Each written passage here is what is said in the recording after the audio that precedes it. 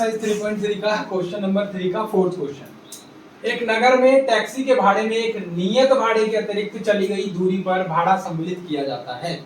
कहने का क्या मतलब है कि कुछ देर गाड़ी चलती है, उसके लिए आपको एक फिक्स्ड रेंट देना है, उसके बाद नेक्स्ट जब आप चलते जाएंगे तो आपको उसका एक्स्ट्रा भाड़ा जुड़ता जाएगा। 10 किलोमीटर की दूरी के लिए 150 रुपए, 105 रुपए और 15 किलोमीटर के लिए भाड़ा 155 रुपए है नियत भाड़ा, और प्रति किलोमीटर भाड़ा ज्ञात कीजिए। क्या बोल रहा है, एक व्यक्ति को 25 किलोमीटर की यात्रा करने के लिए कितने पैसे देने होंगे। The taxi charges in city consist of fixed charge together with the charge for the distance covered. For a distance of 10 kilometers, the charge paid 105, and for a journey of 15 kilometers, the charge paid is 155. What are the fixed charge and per kilometer charge? How much does a person have to pay for traveling a distance of 25 kilometers? कहने का क्या मतलब है, देखो यहां से मैं चलना शुरू किया मैंने, और मैं यहां तक मुझे फिक्स्ड एक पैसा देना है, ठीक है। जो भी मेरे नहीं मैंने मान लिया कुछ भी मुझे पैसा देना है, मान लीजिए x रुपए मेरे को पैसा देना है पर किलोमीटर। अभी आप दिल्ली में भी आप जब जाएंगे तो ऑटो के अंदर क्या होता है, जैसे ही आप ऑटो में बैठते हो आपको 25 रुपए पर 1 किलोमीटर के पहले किलोमीटर के आपको 25 रुपए चार्ज होते हैं। मीटर स्टार्ट ही कब से होगा, 25 रुपए से। उसके बाद आपका पर किलोमीटर जो है 10 रुपए ऐड होता रहेगा, यानी कि आप पहले किलोमीटर पर गए तो 25 रुपए, दूसरे किलोमीटर पर आप पहुंचे आपके 35 रुपए हो गए, 35 रुपए, तीसरे पर आप पहुंचे तो आपके कितने हो गए, 35 और 10 45 रुपए हो गए। तो वो जो 25 रुपए हैं वो जैसे जैसे आप ज्यादा डिस्टेंस कवर करते जाओगे वो 25 रुपए पर किलोमीटर के अंदर ऐड होते जाएंगे। यहाँ पर भी यही है कि मान लीजिए कि मैंने जो फिक्स्ड जो मेरा किराया है वो x रुपए है, यानी कि पहले किलोमीटर का किराया समझ लो, और उसके बाद में जितने भी किलोमीटर चलता हूं तो पर किलोमीटर y रुपए के हिसाब से मेरा किराया जुड़ता जाता है, y रुपए के हिसाब से जुड़ता जाता है। समझ में आ रही है मेरी बात की? मान लिया मैंने पहले किलोमीटर पर x रुपए, समझ गए बात को? अब ध्यान दो, देखो यहाँ पर क्या बोल रहा है, एक नियत भाड़े के अतिरिक्त चली गई दूरी, ठीक है। तो इसका सॉल्यूशन है कि सबसे पहले कि माना नियत भाड़ा, let a fixed charge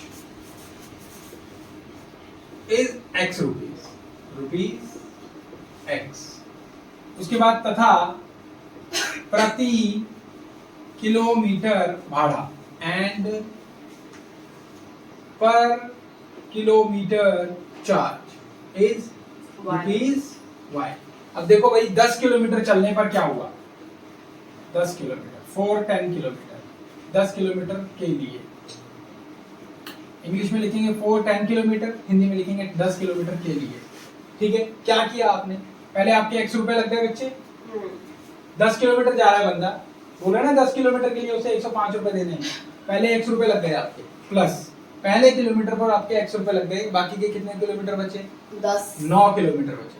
भाई पहले किलोमीटर पर तो आपने x रुपए दे दिए ना, अब आपके 9 किलोमीटर बचे, तो 9 किलोमीटर के लिए आपने 9y पर किलोमीटर y के रुपए के हिसाब से दे रहे हो, तो 9y हो गया, और टोटल मिलाकर आपके हो गए 105 रुपए। कोई दिक्कत समझने में?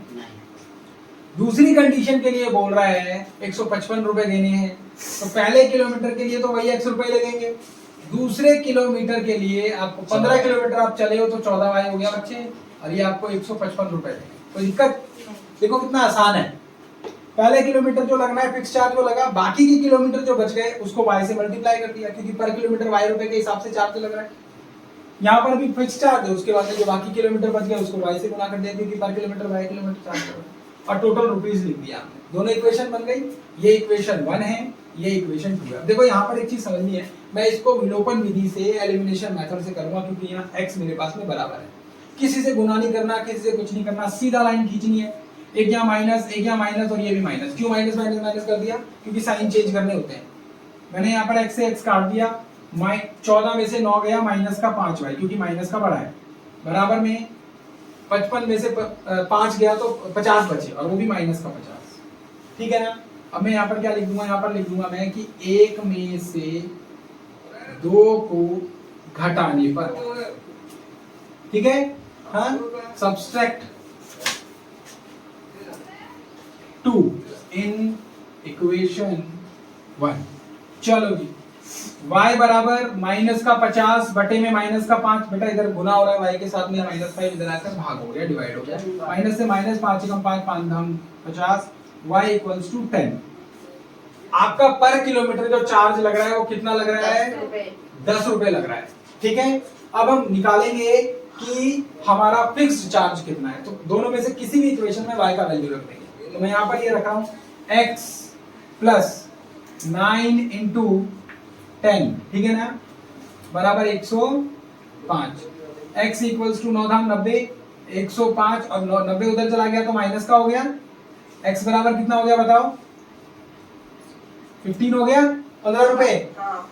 भाई 5 इसमें से हटा दो, 100 में से 90 गया, 10 बचा है 15। तो यहाँ पर x का वैल्यू कितना हो गया?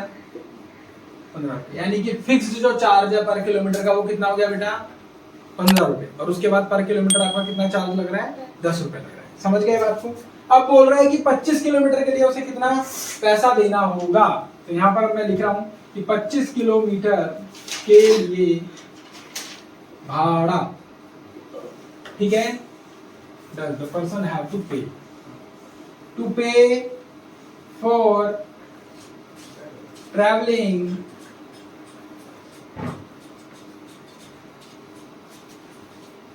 25 किलोमीटर। तो कितना आएगा बेटा? देखो मैंने क्या किया, 25 किलोमीटर जाना है, पहले किलोमीटर के लिए आपको 100 रुपए देने, दूसरे किलोमीटर, बाकी किलोमीटर कितना आ गया? 24y।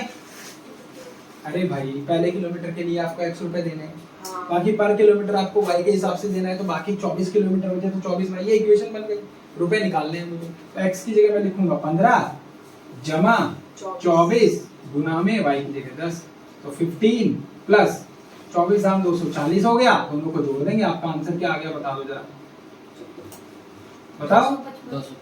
255 रुपए आपको 25 किलोमीटर के लिए देने होंगे। होप समझ में आया होगा आपको। हाँ ठीक है ना? तो अच्छे से नोट करिए इसको। Thank you so much.